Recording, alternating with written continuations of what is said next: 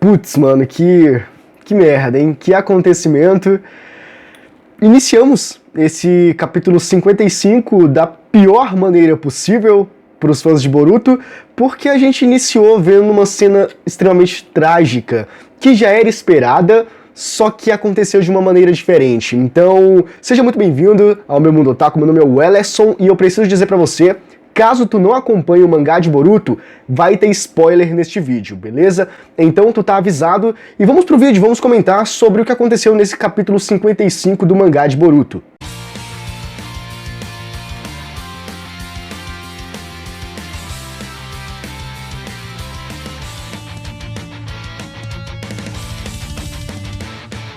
Cara, foi uma grande merda. O resumo do capítulo 55 de Boruto é que foi uma catástrofe gigantesca, porque o Kishimoto, eu não sei se vocês sabem disso, mas o Kishimoto ele assumiu o mangá de Boruto. Inicialmente não estava a cargo do Kishimoto, a história estava sendo desenvolvida por outra galera, e a partir do capítulo 51 ou 52, o Kishimoto colocou as mãos no mangá. E foi interessante porque na época que o Kishimoto ele começou a trabalhar, a ter um envolvimento direto com o mangá de Boruto, o Naruto estava passando por um momento delicado na história, onde estava com aquela ideia de que será que o Naruto vai morrer? Será que o Naruto não vai morrer? E aí o Kishimoto assumiu. Então, boa parte deduziu que talvez o Kishimoto fosse matar o Naruto, até mesmo por como as coisas estavam caminhando dentro do mangá, né?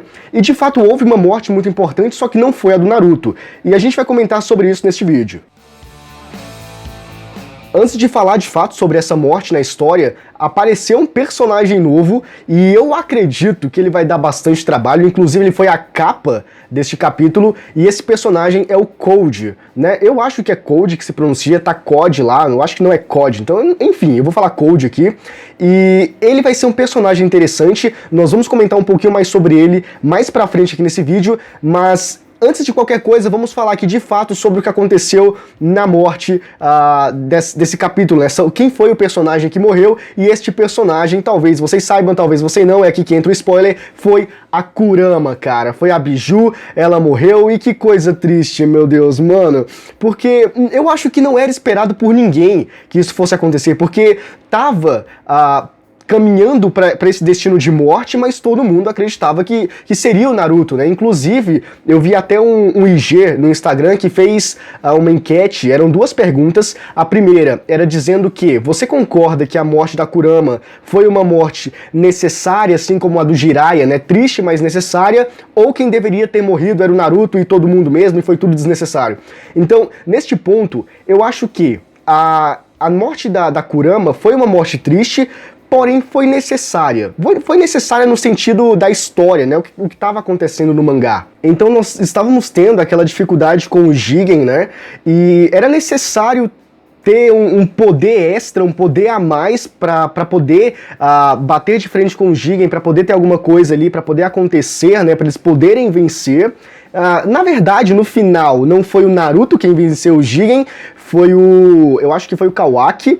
Então, assim, mas foi necessário, teve todo um processo, teve a participação ali, então teve a colaboração do Naruto e da Kurama nesse processo. Então, o lance é que aí a gente teve a conversa do Naruto com a Kyuubi, né? Que foi uma parada bem emocional, bem tocante mesmo, que é quando a Kyuubi ela começa a falar pra ele que ao usar o modo Baryon, que era aquele modo que o Naruto usou e a gente teve aquele indício e todo mundo começou a fazer aquela suposição de que o Naruto vai morrer.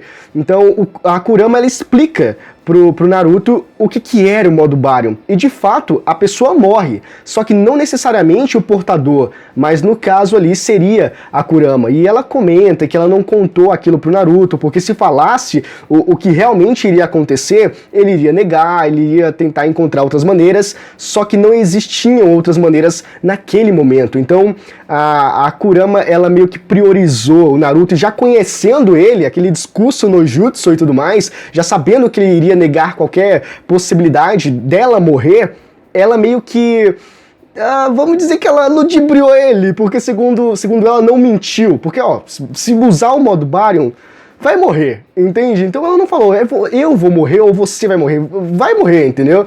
Então ela deixou no ar e agora ela explicou.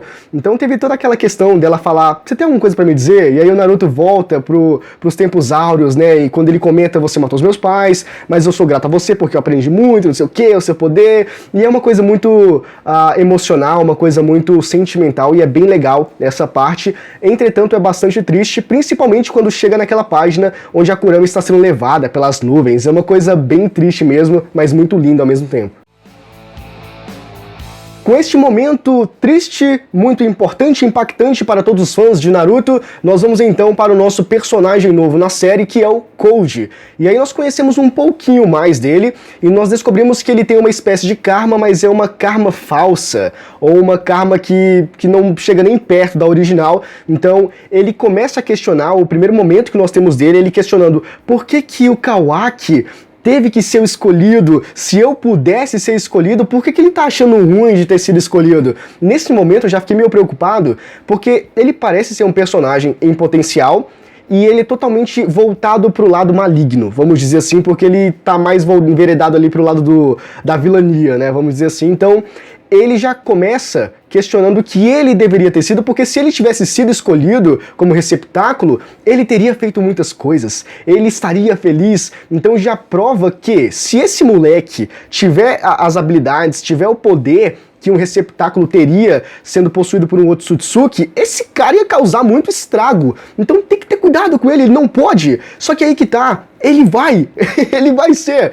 porque quem aparece pra ele é o Jigen, já numa forma meio no espectro de fantasma, uma parada assim do gênero, onde ele explica, tudo deu errado, e você, quem diria você, porque ele não pode ser receptáculo justamente por causa da karma que ele tem, que não é uma karma original.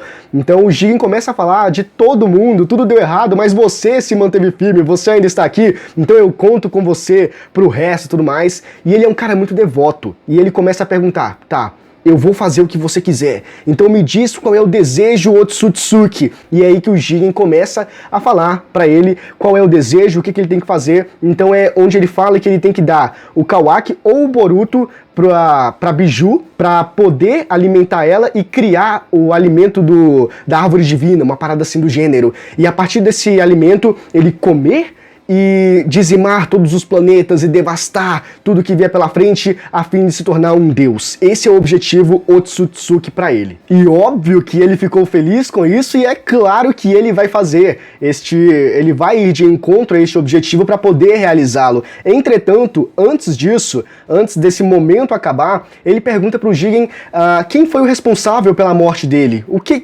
Quem foram as pessoas que fez com que ele chegasse a esse estado e não poder fazer mais nada, ficar inviável para ele qualquer habilidade e tudo mais, e ele ter que passar isso para ele, porque obviamente se agora está nas mãos dele, significa que o Jigen não pode fazer mais nada, né? E aí a questão do Jigen, eu tô comentando o Jigen aqui porque eu acho que o nome não é Jigen, porque é o Otsutsuki, né, que tinha entrado no corpo do Jigen, mas eu acho que o nome é outro. Eu vou até pesquisar aqui pra não falar besteira.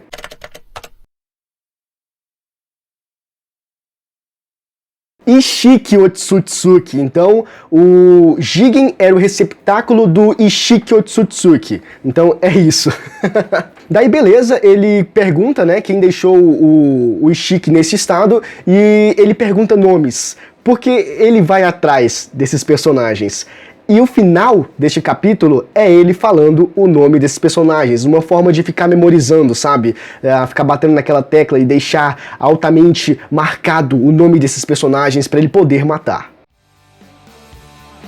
Passando esse momento um pouco mais dark da história, né, porque nós tivemos então o Ishiki aparentemente saindo de cena, só que vindo mais um problemão aí para os nossos personagens. Então o Jigen e o Ishiki só passou o bastão, né, para outro personagem causar destruição futura, beleza? Então nós tivemos depois deste momento aí, o Boruto, o Sasuke, o Naruto e o Kawaki naquele momento lá, após aquela batalha, tentando voltar pra vila, e foi até interessante porque o Sasuke pede pra ele usar o ninjutsu de espaço-tempo e o Boruto pergunta, mas por quê? E aí foi engraçado porque o Sasuke não fala nada. Eu acho, eu não lembro dele ter falado. Ele só olha pro Boruto. E o Boruto lembra, porque quando ele foi possuído pelo Momoshiki, Otsutsuki, ele acertou o olho esquerdo do Sasuke, que era o olho que tinha o Rinnegan. Então ele tá impossibilitado de fazer isso. Então o cara deu meio que uma vacilada ali, né? Deu uma gafe básica. E aí ele, tá bom, eu vou tentar usar. Então o Boruto tá ali com o Karma tentando fazer esse ninjutsu de espaço-tempo. E foi interessante porque ele não tava conseguindo. E aí o Kawaki, ele se prontifica a falar que, tudo bem que eu perdi o meu Karma e tudo mais, porque ele perdeu isso lá na batalha contra o Ishiki naquele momento, e ele acabou perdendo a Karma, que foi um negócio bom pra ele. Ele acha que foi uma coisa boa porque ele viveu com isso há muito tempo. Inclusive foi base do discurso dele, onde ele fala, tudo bem que eu não tenho mais, mas pode contar comigo, Boruto, porque eu juro que eu vou fazer você perder isso daí também, sabe? Então confia, acredita em mim, tudo mais, legal, tudo bom. E aí ele consegue usar esse ninjutsu e eles voltam lá pra vila de Konoha. Chegando então na vila de Konoha, a gente tem um ponto interessante, que eu não sei se tem alguma coisa sendo tramada ali, sabe, umas coisas pelos bastidores, embaixo dos panos, porque eu acho que é a representante, aquela personagem, não tenho certeza, mas quando eles voltam, a gente vai pra uma cena onde a gente tá lá com o Shikamaru e o Amado, né, e o resto lá do corpo ali, meio que técnico de Konoha, né. E foi interessante porque o Amado, ele tá com uma expressão estranha.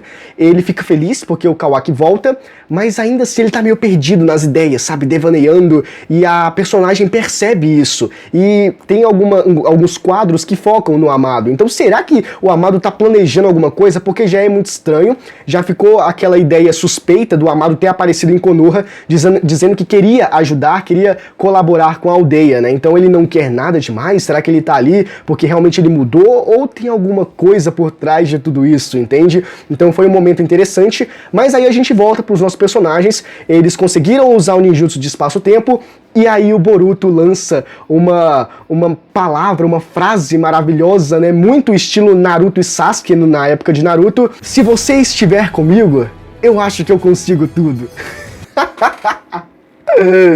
Cara, é muito... Eu não sei, velho. Eu não sei. Sei lá... Eu não entro no mérito aqui de necessidade ou não de falar isso, mas eu acredito que a ideia de passar isso, dele falar isso, é fortalecer a confiança que o Boruto tem no Kawaki, é mostrar a amizade que os dois têm, o quanto eles meio que são dependentes, né? Eles acreditam que mutuamente eles podem ser mais fortes, eles podem se desenvolver mais, entende? Então, porque a gente sabe que o primeiro capítulo do mangá, o primeiro episódio do anime é eles brigando, sabe? Aquele negócio distópico na aldeia, o que tá acontecendo? Então, eu acho que essa frase vem bem mais para consolidar a ideia de que eles são amigos. Eles acreditam um no outro, eles vão superar os obstáculos, as barreiras, porque eles estão juntos, e se estão juntos eles podem tudo. Então talvez seja essa a ideia, porque mais pra frente, né, a gente vê, cara, eles estão lutando, mas eles eram tão amigos,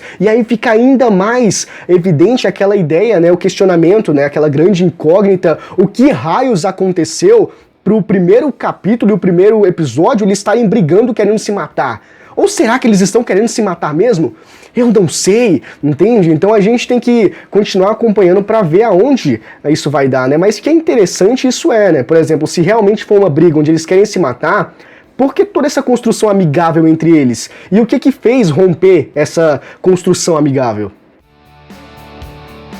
E daí, para finalizar este vídeo aqui, mais uma vez nós tivemos a aparição do Code, que lembra que eu havia comentado que ele perguntou os nomes lá pro Ishiki, e o Ishiki comentou, e nesta parte aqui, que é o final do capítulo, ele começa a falar os nomes, né? Então ele fala o receptáculo de Momoshiki, que é o Boruto Uzumaki, o Kawaki e o Sasuke também, e também o Hokage de Konoha, que é o Naruto. Então ele deixa enfatizado na mente dele que esses são os seus inimigos, que esses são os alvos que agora ele tem que ir bater de frente e, sei lá, possivelmente, né, quem sabe, matá-los. Mas nós sabemos que não vai ser uma tarefa muito fácil pro nosso querido Code, né, porque se um alienígena veio à Terra tentando fazer isso com o mesmo propósito e não conseguiu, Quem dirá um garotinho, né? Mas esse garotinho, a gente vai ver, esse garotinho é monstro, é melhor do que todos os alienígenas, todos os Otsutsuks, né?